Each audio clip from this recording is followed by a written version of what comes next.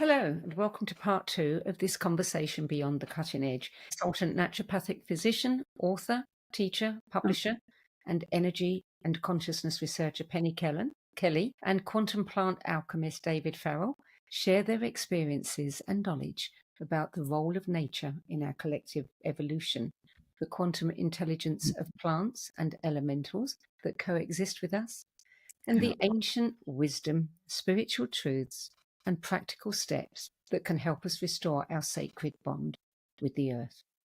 Penny Kelly, Davyd Farrell, welcome back. Good to be here. So let's talk about food, the stuff of life, one of the stuffs of life, food and nutrition. Penny, you had at one point, long before you became a naturopathic physician, severe rheumatoid arthritis, and you embarked on a path to heal yourself. Yep. And one of the things that you discovered on that journey was that the food supply in first world countries has little or no nutrition in it. So tell us a bit about that. Well, we have depleted the soil. Most people think that soil is just something for roots to stand up in or hold the plant up in. And, that is so far from the reality that it's really a sad state of affairs. For 100 years now, the soil has been losing minerals and losing life. When you spray pesticides, which are heavy-duty poisons, held stable by heavy metals, because heavy-duty poisons are very volatile, and they need something like heavy metals to keep them stable until you get them on the plant. Same with fungicides, same with herbicides. Pesticides, herbicides, and fungicides are sprayed liberally. And in our vineyards, we were told we couldn't walk in the vineyard after spraying for like 4 or 5 days. And my attitude was, what? And we're going to eat this stuff? Something's not right here. So I began, partly because of my relationship with the elves on my farm and the plant life itself and the critters. And I started to research and study soil. And whoa, I think the work that is seminal, nobody has done anything better or more important or more critical than Weston Price, the dentist from Cleveland back in the early 1900s. And that work that was an eye-opener in terms of nutrition and what happens when you don't have nutrition. And so we started to restore the soil on our farm, and that was remineralizing and restoring life. We became biodynamic farmers and permaculture, did a little bit of permaculture as well. The difference is astounding. So we had a garden this last year, and we had a tragedy in our garden. We had like 30 days of rain and a broken tiller. We usually would till and keep the weeds down. So we weren't able to till, and it kept raining. Those weeds are like 10 feet tall. They're like a small forest that you can get lost in. Most weeds are 2 feet high, 3 feet high. Not these. They are astounding. And we're looking at the weeds. We had to declare one end of the garden a loss. And yet at the same time, we were saying, wow, that soil is something else, because it will produce enough growth to be like 3 times greater than what it should. All of the soil is critical. And if the minerals aren't in the soil, the fruit, whatever it is, whether it's a vegetable, a fruit, or a grain, is not going to be able to pick up those minerals. And so when you eat it, it's empty. There's nothing in the food. And your body does all this work, uses its own resources and its own supplies to break down that food in order to extract the nutrition, and there's nothing in it. So you go downhill as you eat more and more food with no nutrition.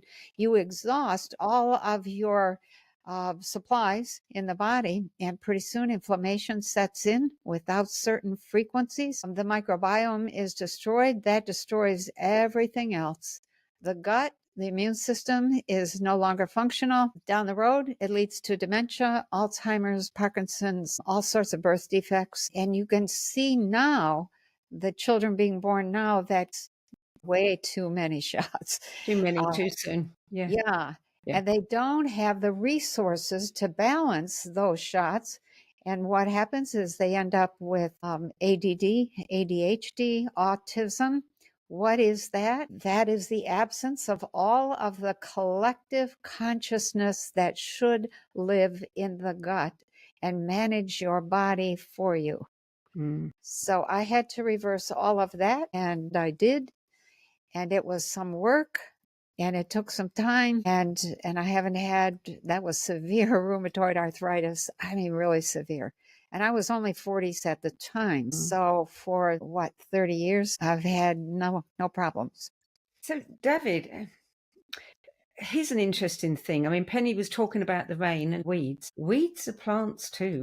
What do we do in a situation like that? Because a lot of people, they don't want the weeds there. How can we feed the nutrition back into the soil without then having to damage the weeds, to kill them? Well, I think these are really interesting points. And Penny touched on many things there, which I think are probably important to consider. So I'm just going to take a loop back to some of those and then perhaps answer that question in the course of doing that. But that many herbalists have always said that whatever medicines we need for our system, for us to be strong and healthy, probably are going to be grown within 10 to 15 meters of our recognized living space, which for most people is going to be their garden. So you will know this, Penny. And so I've for a long time had a practice when I move into a new house of not touching the garden, which I love gardening, I love plants, of not touching the garden for at least the first 6 months, maybe even a year if I can manage to go that long. Okay. And what I do then is I allow the garden to show me what is in the soil already. And so I did that in the new house we're in. And for the first couple of months, there wasn't an awful lot because it had been very hot here. The ground was dry. I let the garden start to grow back and 3 major plants appear. First of all, it's dandelion, mainly because I called it, because I love dandelion medicine. I take it all the time. Secondly, 2 other plants grew en masse. The first is henbit and the second is false mallow. And not plants that I've known and behold, they were plants that will absolutely help me with my ongoing healing process from my broken feet earlier this year. And Penny's going to know all of this, but I'm just reiterating it because I believe it's so true, is that if we stop to see plants not as weeds, but actually as medicinal helpers, both for our physical body, but also in the garden, we really don't want to pull those plants up. And if we do, we're going to do it in a sacred way, which is, hey, I want to make some medicine with you, which is going to heal me, is going to heal my family, is going to heal my friends. And this is where we get into this co-creative arrangement with nature. So where we ask the medicine, we ask the plant, is it okay for me to harvest you? I want to make this. I won't remove all of you. I'm going to, like nettle is the classic example. Most people want to get, they're amazing for the garden. They're amazing for meditation. They're amazing for lots of things. They're an adaptogen. And so maybe you don't want a whole garden full of nettles, but you can talk to a nettle spirit and say, hey, let's create a patch over here where it's really good for you to be so that your energy can be with all of the other intelligences in the garden. And I always used to have this agreement with all the medicine plants, indeed all the beings in my gardens, is like, there is only enough space for us all to be here. I do not want any of you, even my favorites, and you're all my favorites, taking over. So we all have to find a way to live together. And what I would always find is after the first year is the garden would start to self-organize itself. And all I would have to do is be the guardian overseeing all of this. And sometimes having to have a little conversation here or a little conversation, hey, Mugwort, I know you love to be the queen and the star of the show, but you always dominate the flower bed. And you've also, by the way, overtaken some of the other plants. So we need to trim you back, let those guys grow. Everybody can be happy again. And so it sounds a little bit whimsical, but I found that it works. And in doing so, we also learned that our gut flora is directly connected to the microbiomes in the soil, which is how the garden actually grows the medicines that we need, because it's communicating with our stomach at a quantum level and saying, hey, what does Davyd need? Oh, well, Davyd could do with this, this, and this, and his family could do with this and this. So by quantum entanglement, they'll grow. And once we start to use all of these very simple mechanisms, we come back to, I think, the questions you asked in the first show, Sandie, which is how do we communicate with plants and nature and get a response? These are the ways that I learned in PD to start getting validatory responses back, which then open the doors in my multidimensional awareness to much bigger conversation. Yeah, I don't think that's specifically about food, but I wanted to share it because I think... Back to food in a minute, because you've just answered another question, which was really about how do we start reconnecting with the natural world. and form a deeper and more meaningful relationship. Both of you have just answered it. Going back to food, let's talk about the energetic essence, the consciousness, and how the person preparing the food or anything that we interact with, really, the consciousness of that is going to impact us. Our consciousness of food is dependent on the frequencies in that food. Frequency is consciousness.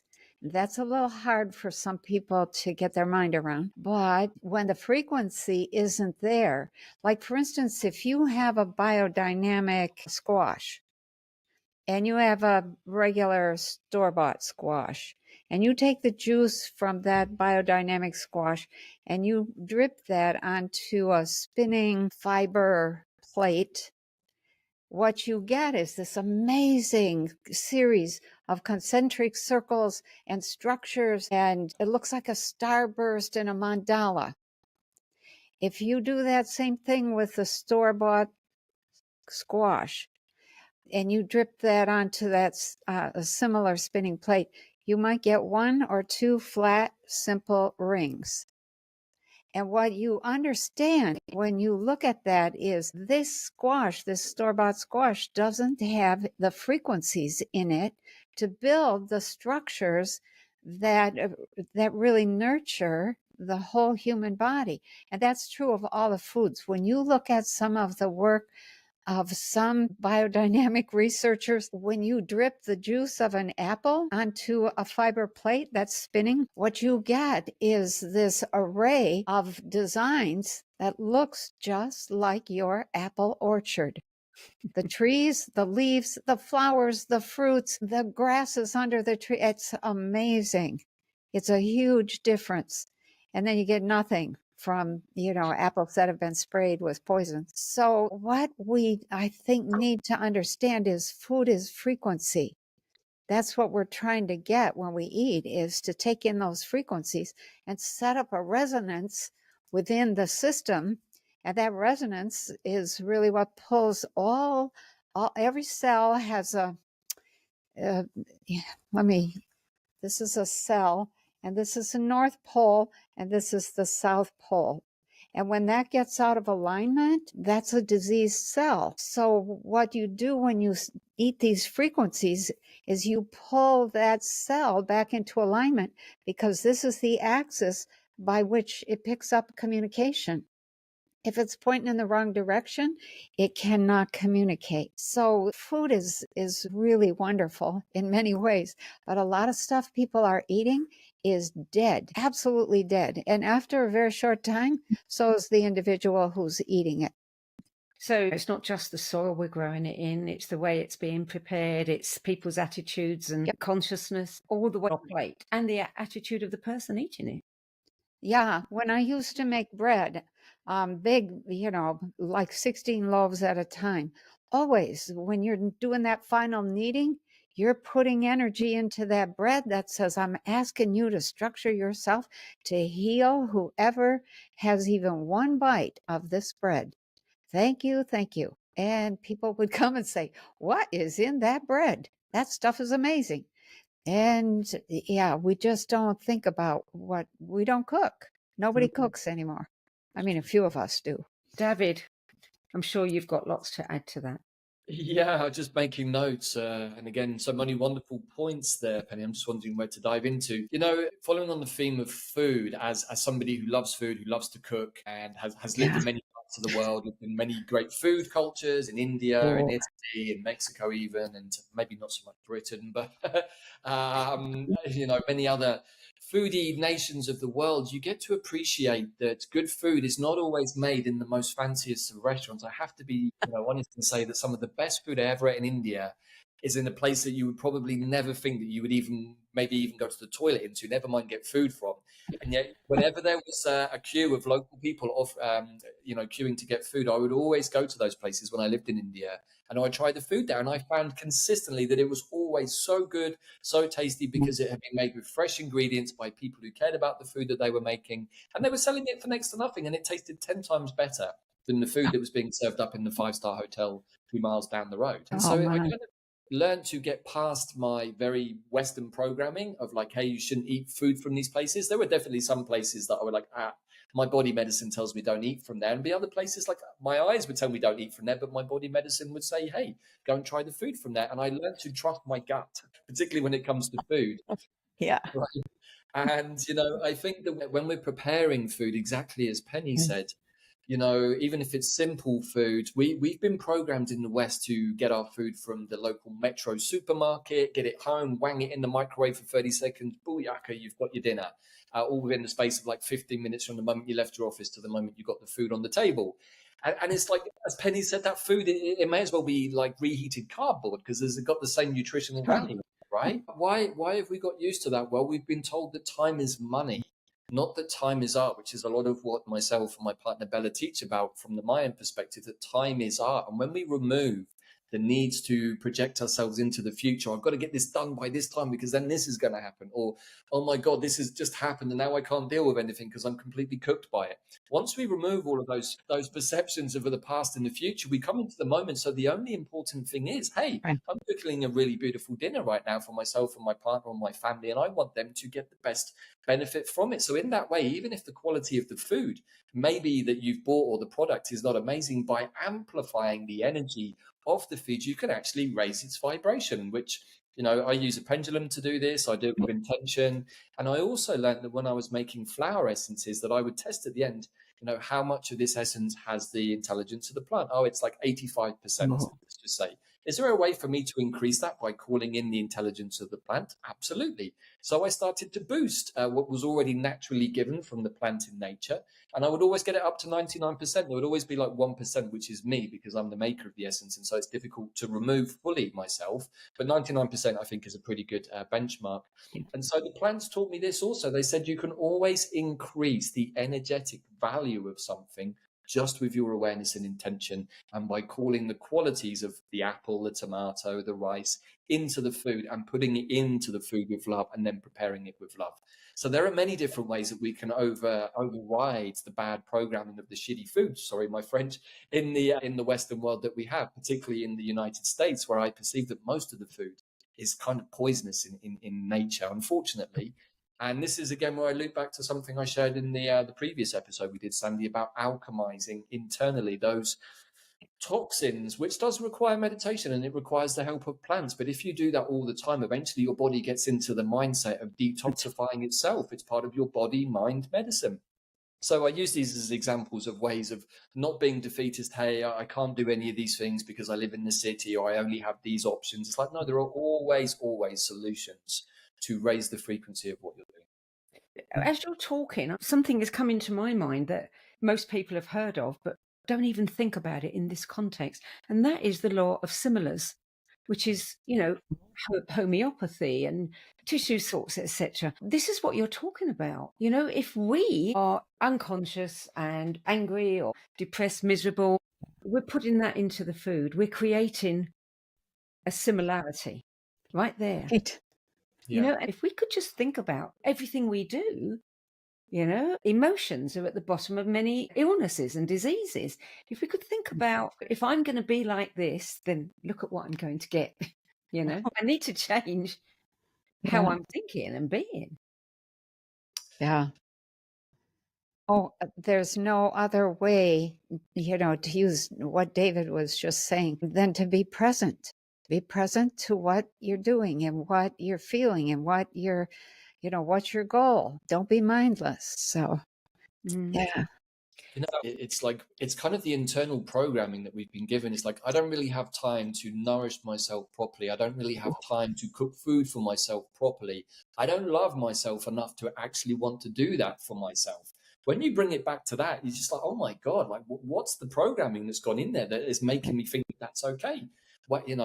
So this is where the mindfulness aspect of the new frequency that we are in is going to be so important that humans understand really quickly. Because if we're still carrying the old paradigm frequencies with us that tell us this self-affirming, I don't have time for this food is shit, I'm not going to receive anything good from it, then what's going to happen? We're going to reaffirm that. Whereas if we say, hey, I do have time to buy the ingredients, to even grow the ingredients, to treat them with care, to thank them, to thank all of the beings that grew the food, all of that then goes into the food, and the potency of the food is going to become so high. I actually think that we're going to end up eating a lot less in the future, because we might only need to have a little Star Trek-esque little cube of something so ram-packed with good stuff that we won't need to eat a big dinner. And I think that's also how we're probably going to move beyond the need for the majority of people to eat meat. As somebody who was a vegetarian for a long time and then had to switch back, I understand that this is a very emotive topic for many people.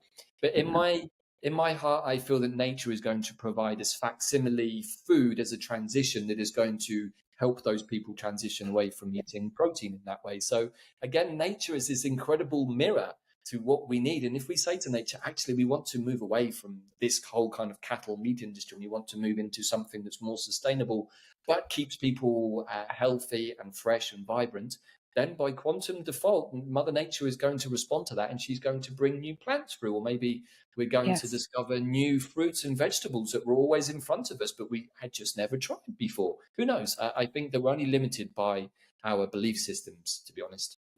I heard from somebody once that in Germany, a lot of the farms, a lot of the farms, it wasn't about growing more and becoming a big supplier.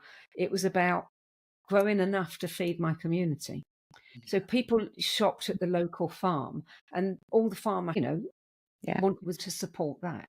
I mean, we used to have this, in England in the old days, when you had a corner shop probably every 4 or 5 streets, and that corner shop was the hub for the community, and someone else was the hub for another community. Do you see us returning to a time like that, when we will just be feeding and caring for what is immediately around us?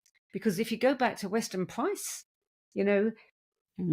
eating food that is grown locally is really important too. Yeah.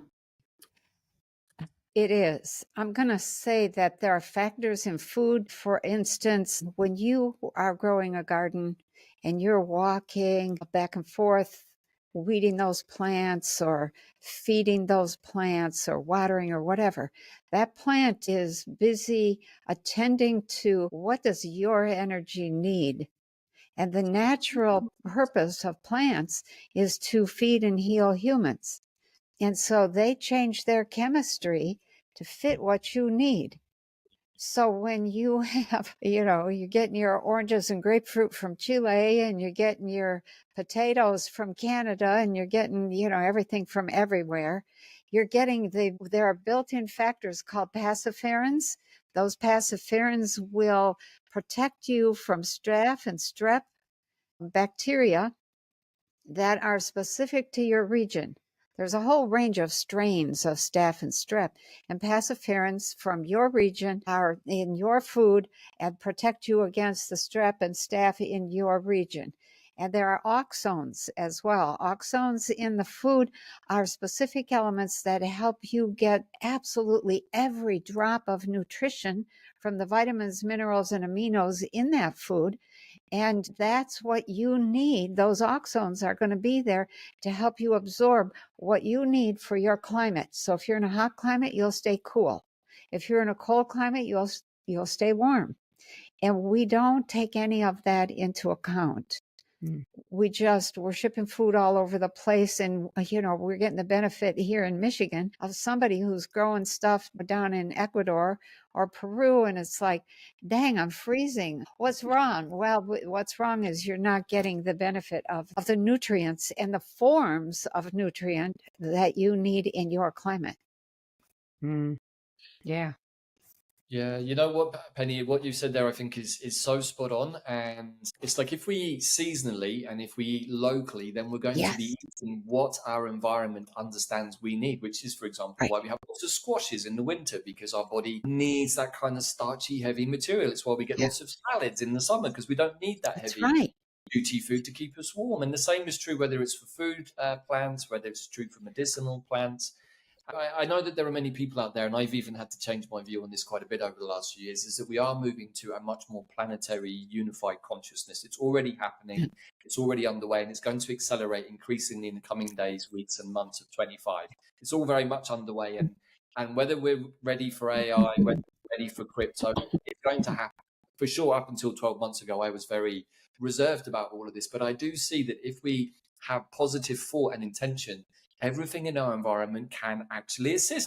Quantum medicine, etc., etc., etc. But if we're so busy rejecting the mechanism that's going to bring that into play, it's going to be difficult for that to happen.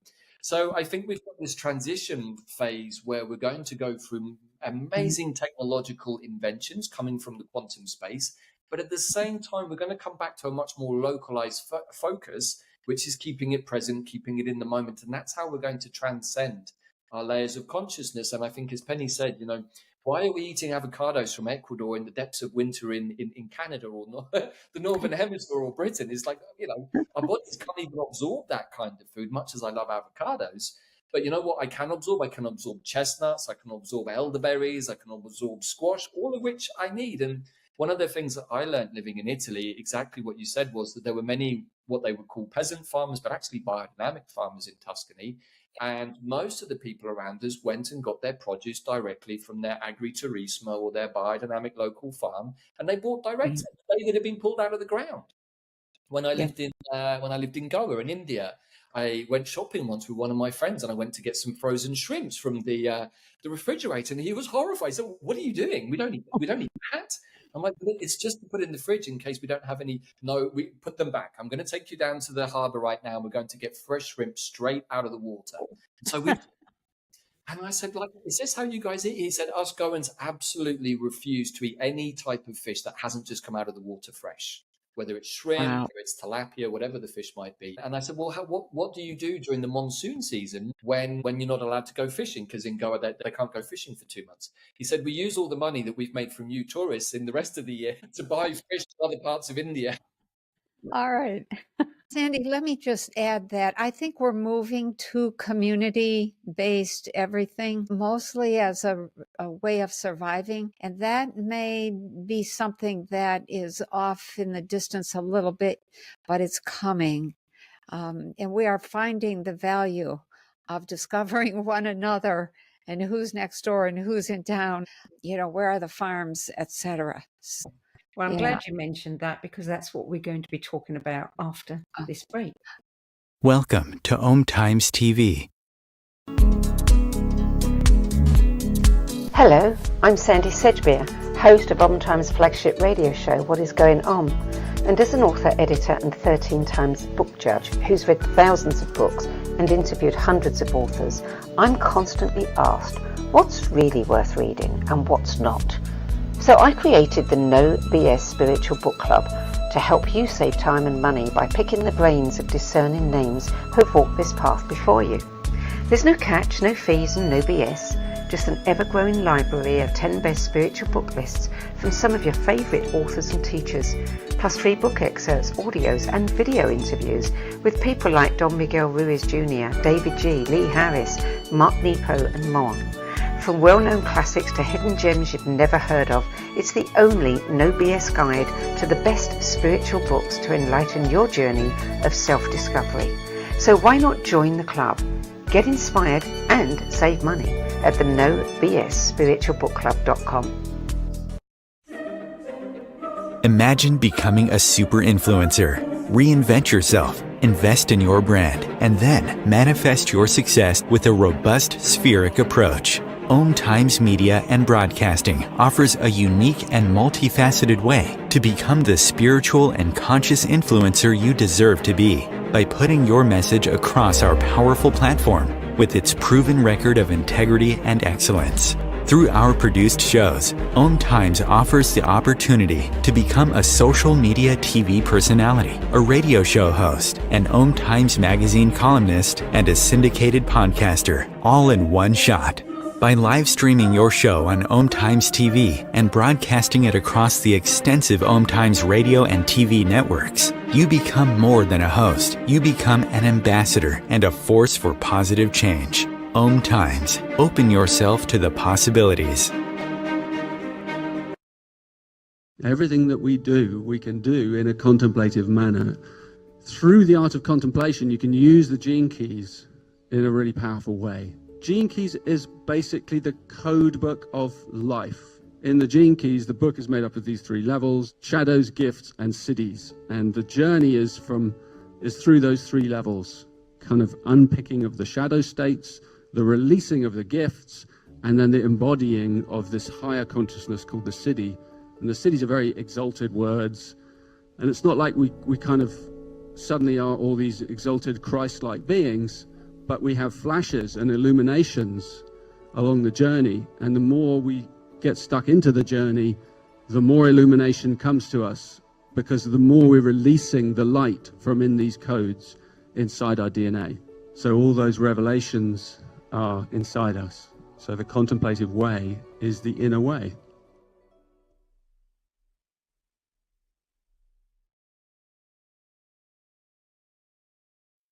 There are 16 million children struggling with hunger in America. That's 1 in 5 daughters, sons, neighbors, and classmates who don't know where their next meal is coming from. Yet billions of pounds of good food go to waste every year. It's time we do something about it.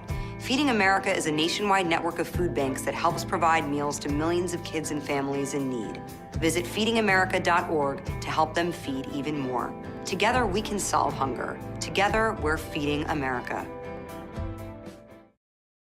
You're listening to Conversations Beyond the Cutting Edge. I'm Sandie Sedgbeer, and my guest this month, a consultant naturopathic physician, author, teacher, publisher, and energy and consciousness researcher, Penny Kelly, and quantum plant alchemist, Davyd Farrell. And we're talking about the mystical and practical aspects of our connection between us and the natural world. Still to come, activating our dormant DNA, becoming cosmic humans, and what the future looks like. Stay tuned. Welcome back. Penny Kelly, Davyd Farrell. Few would argue that we and our planet are in transition. Both of you have been addressing this in your own recent endeavours, the work that you've been doing. Davyd, with your website, quantumplanet.world, which offers a guide to living on a new Earth, as well as plant immersion retreats and courses. And Penny, with your book, The Revival, A Path to a New Earth, New Human. Davyd, let me ask you first, where do you think we are heading? Well, this is where I find the work that we've been doing, working with the nature of time, to be really important, because when we understand that where we're heading is where we are and where we've already been, we understand that we're living in a fractal time universe. And one of the major things I think that we're going to have to go through is letting go of the contrived 1260 old paradigm, Julius Caesar, Gregorian tax-related system of the Anunnaki ancestors that broke time and actually did exactly what Penny said earlier when she was using the diagram of the pen, which is the 24-degree tilt that we were knocked off. Mother Earth was actually knocked off her true orientation, which is why we have this 24-degree split between sidereal, as above, so below, what's in the sky above astrology, and Western tropical astrology. And we've been going through an ongoing inquiry, myself and Bella, with our tribe over the last year, of saying, well, why are we using a system that doesn't match what we see in the skies? Our ancestors would never have done that. They wouldn't even have been able to perceive of it. So why are we doing that? And then when we looped it back, we came back to 2,000 years ago, which is when this split happened, because there was a point where tropical Western astrology and sidereal were actually at the same point.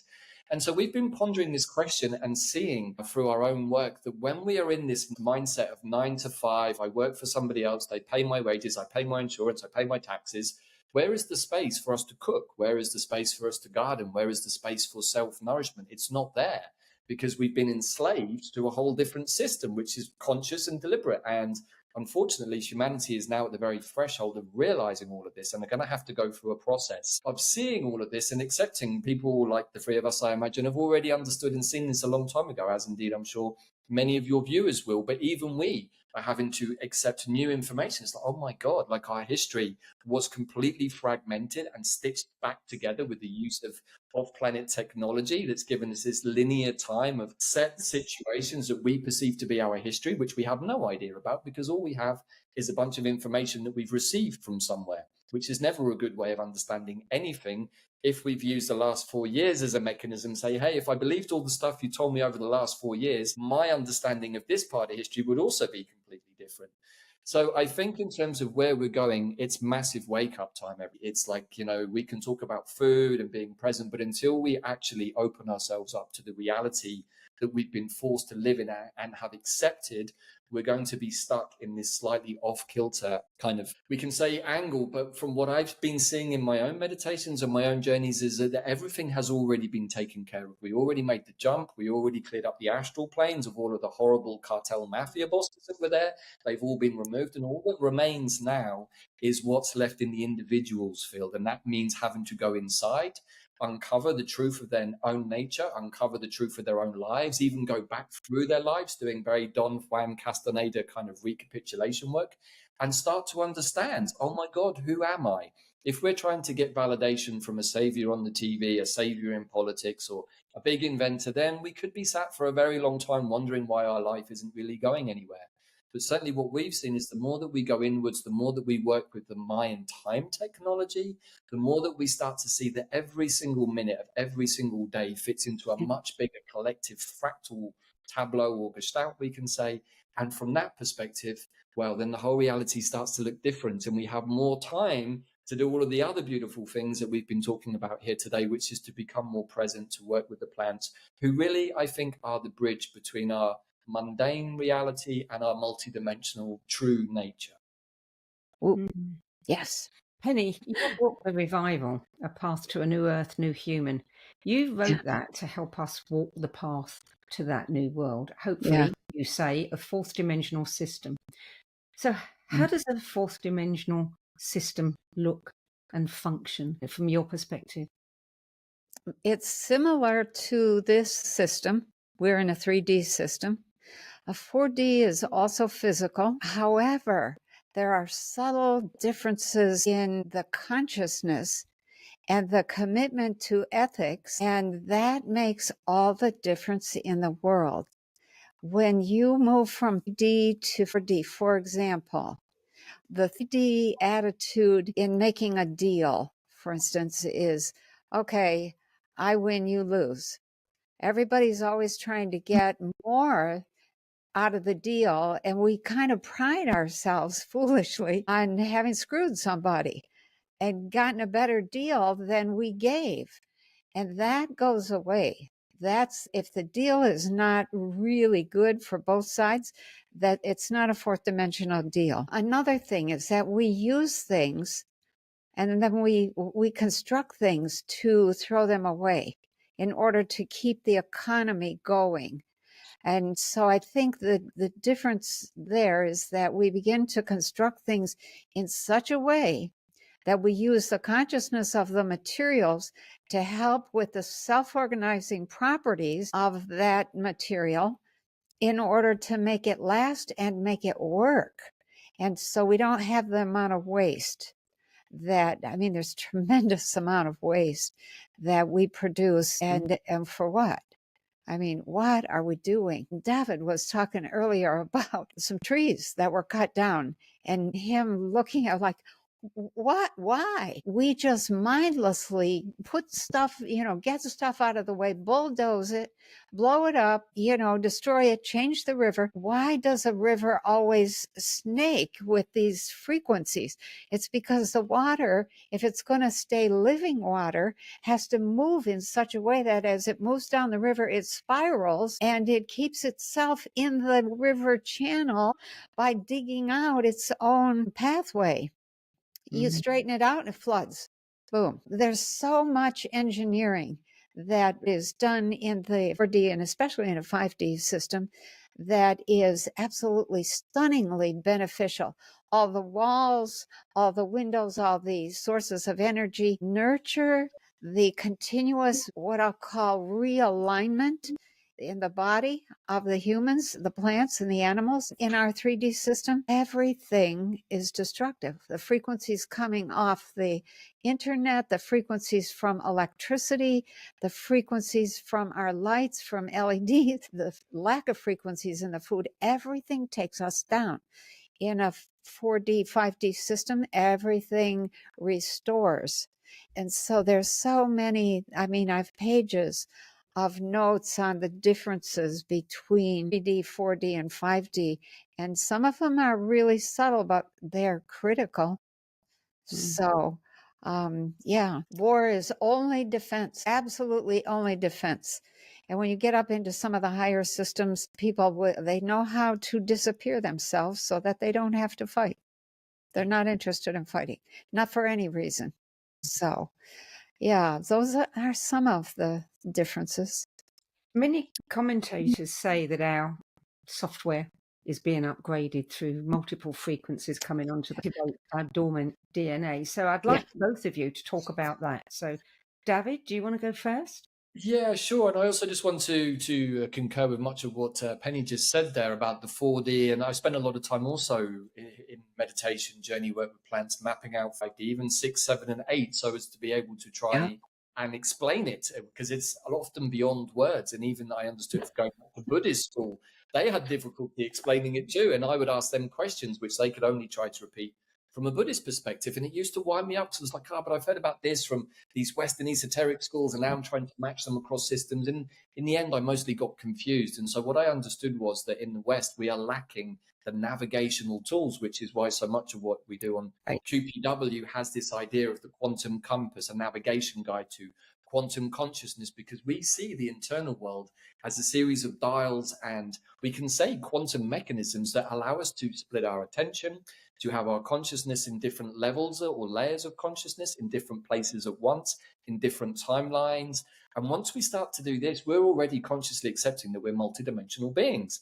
And so when people say to me, how do I know if I'm communicating with my 4D or my 5D self? I said, it's very easy. Our 4D body is very much our emotional body. So if you just got triggered by somebody, you're getting triggered in your lower 4D emotional body, which happens to most of us.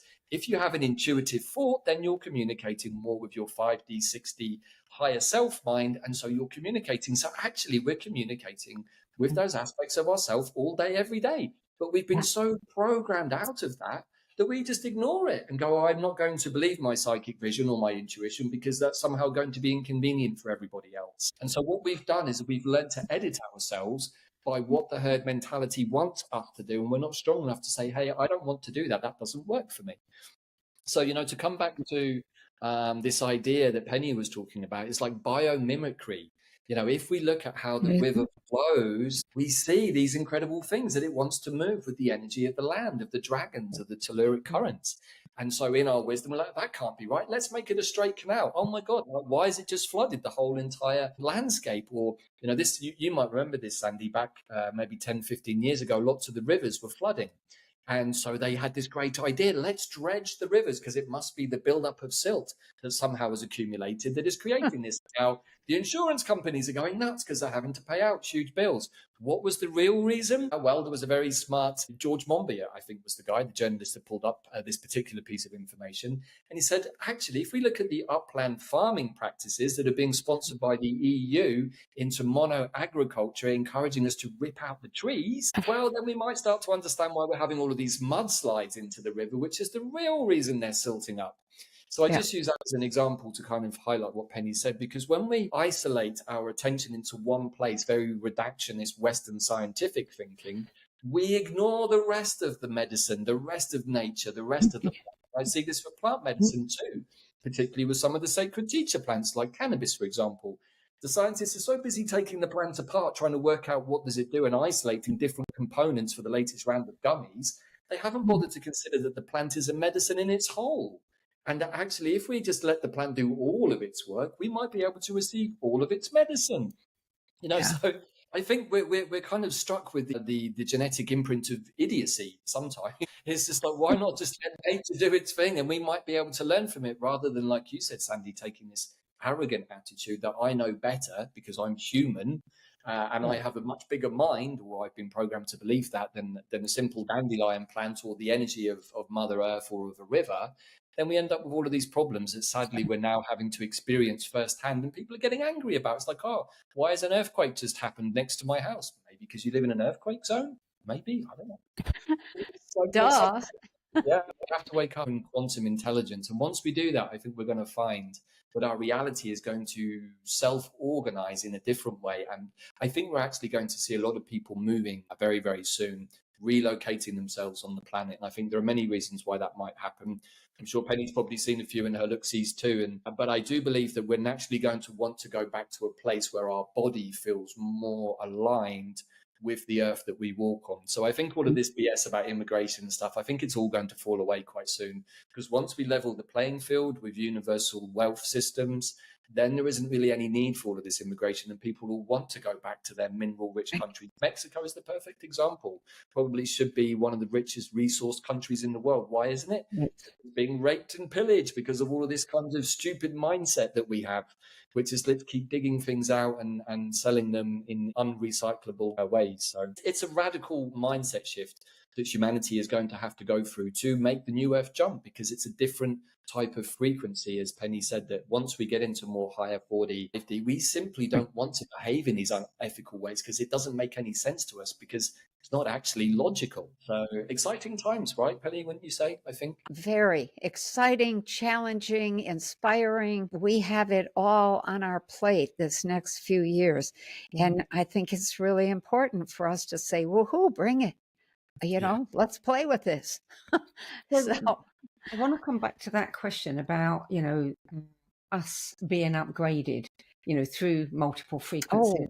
I mean, people talk about these frequencies coming from the sun, coming from the solar flares, but these frequencies are also coming from the earth, aren't they? Yeah. And they must be coming from the plants too, and the elemental. The whole thing. The whole thing. So it becomes, as one of us raises our frequency, then the others are naturally going to raise Yeah. Let me just share that DNA responds to frequency. So things turn on and off based on the frequencies you're exposed to. So when let's say you change one little frequency, well, you can't, because now that's interacting with a whole bunch of others. And so your DNA begins to, we'll use the term upgrade. And when somebody or something deliberately exposes you to a higher set of frequencies, you'll maybe do a partial take the first time or two or even three, but it begins to work on you. And the more you respond to the frequencies that you were exposed to, the more you change. And the upgrade is a slow but steady process. And as you change, so do the plants, the plants, the earth, the tree, everything. It's all us. It's all one system. And so it all changes together. And I remember talking to the planet, this is a long time ago, and I said, well, what do you dream about? Because I was dealing with dreams. And Mother Earth said, my dream is that you guys will evolve far enough to take me with you into that new world. And I was like, what? Yeah. What? And that has stayed with me for like 25 years. And that really is the fact that it's all one system. And there are versions or iterations of self, iterations of being for everything. Plants, animals, trees, flowers, fruit, air, water, Mother Earth, planets, suns, and so on. So you can exist at any one of those levels, but once you start discovering the great joys and the greater smoothness and the lack of violence, or the absence, a great lessening of violence in 4D and 5D and above, this place is not quite as attractive, but we don't want to leave all the plants and trees and flowers and butterflies and what have you behind. So the whole thing has to go with us. So we have about 5 minutes left. And Penny, you have an ebook, Reality is a Joint Venture. You give 17 pointers for creating a new earth. We can't go into all of these. But what I would like you both to do in this last 5 minutes is give our viewers some pointers of what we can do to start, this journey to creating a new earth, becoming a new human. Okay, I'll start. Davyd, you to speak up, because it's been so long since I wrote that book. I don't remember exactly what I said. However, I do know that the first thing, if you're going to move into a higher dimension of being, create a new earth, you have to go inside. The reality that we have is the result of the consciousness that we hold. If you're trying to create a new earth and you haven't done the work, that you're going to end up with the same old crap. And so going inside is really, really important. And then the second thing I would say, and then I'll turn it over to Davyd, is that you really have to be present to what is. You have to be out of the illusions. You have to be out of the narratives. You have to be away from the propaganda. You have to be looking at the world with this cool eye that says, what's really going on? What's really happening in medicine, in education, in science, in art, in music? What's really happening in agriculture? What's going on in government? What about science, technology? When you can look at all of that and see what is it I love and what is it that we need to correct, you can begin to think about a new earth and creating something different. Well said, Penny. I don't know what I can add to that really, other than, yeah, you know, I haven't been in the spiritual space for a long time and sat in many ceremonies, retreats with people. I often saw the same things over and over again. Everybody wants to be spiritual and wants to be ascended. Nobody really wants to do the work to get there, unfortunately.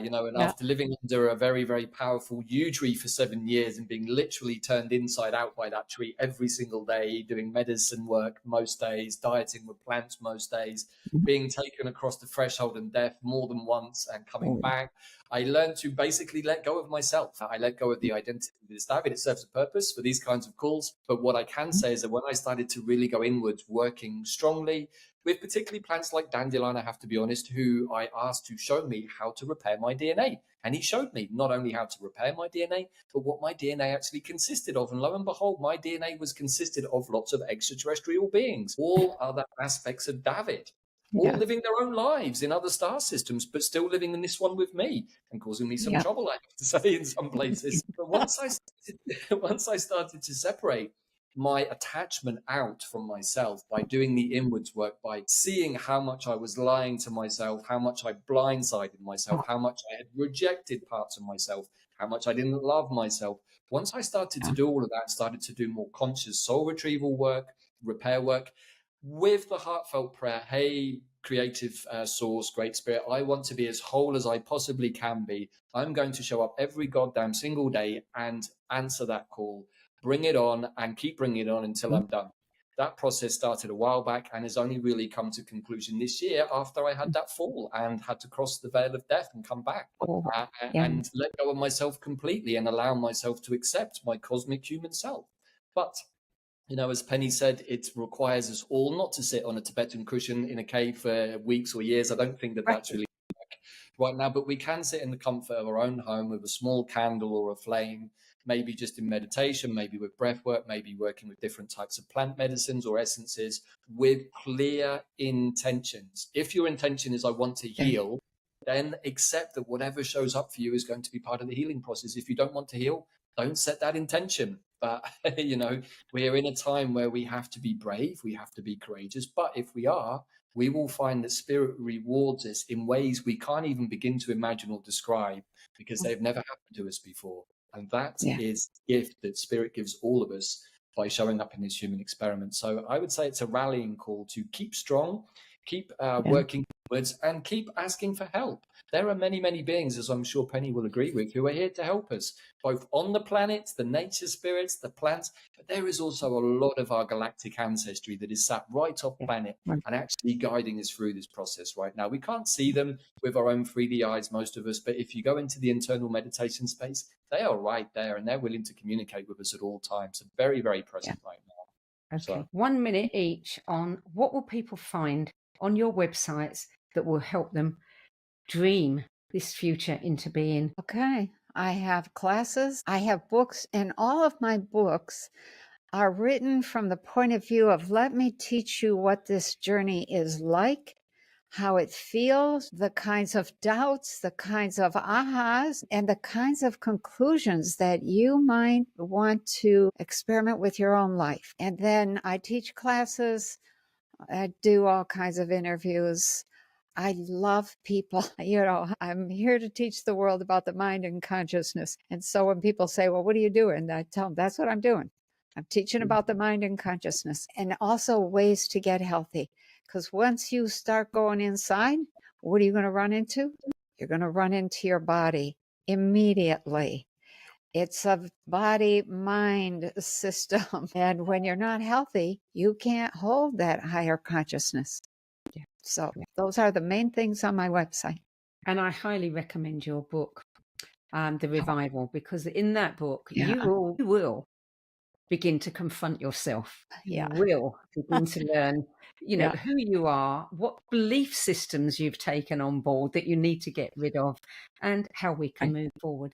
Davyd, what will people find at your website that will help them? I would hope much the same as they'll find at Penny's, but maybe with a different kind of an emphasis. We're also big believers in, we're not here to heal you. You have to do the healing work yourself. But what we can offer you is a few signposts on the journeys that we have taken using particularly the Mayan time technology to re-establish a different time wave that we live in, which is fractal spiral time, working with plant medicines. But also I want to bring in, if you really want to understand your own inner DNA, start looking at your stellar nation's cosmology of fixed stars through your natal birth chart. I did a lot of meditational work working with my fixed star astrology, which is what actually activated all of my DNA with the help of dandelion and a few other plants. And I started to have experiences of my soul and other star systems. So this is what is available on our QPW website. We're also doing this Heaven on Earth right now, where we're working through the internal compass of the elements. If you don't have your air, fire, water, earth, and ether in balance internally, then you're not able to access Christ consciousness, because you need to have your horizontal plane balanced, and then you need to work on your vertical plane, your world tree, your tree of life, your chakra system. So, all of these tools are there for people to use. And as we said, and as Penny said, it's really just a signpost from the journeys that we've taken and through the shows that we put out to help other people not have the same experience as us, because that wouldn't necessarily be useful, but to have an experience that is appropriate for them in a similar way as part of their own individual and collective evolution. Penny Kelly, Davyd Farrell, thank you so much for the work you're doing and for sharing your wisdom and your knowledge with us today. It's been a real treat. Sandie, it's been a pleasure as always. Yeah, thank you. Thank you. And Happy New Year. Thank you. Yes, the year of endings and beginnings, for sure. Yeah, right. Oh. Yeah. So for more information about Penny Kelly's books, events, workshops and services, visit pennykelly.com. And for more information on everything that Davyd has been sharing and is doing, visit quantumplanet.world. I'm Sandie Sedgbeer. I'll be back next month with 2 more episodes of another riveting conversation beyond the cutting edge. I hope you'll join me then.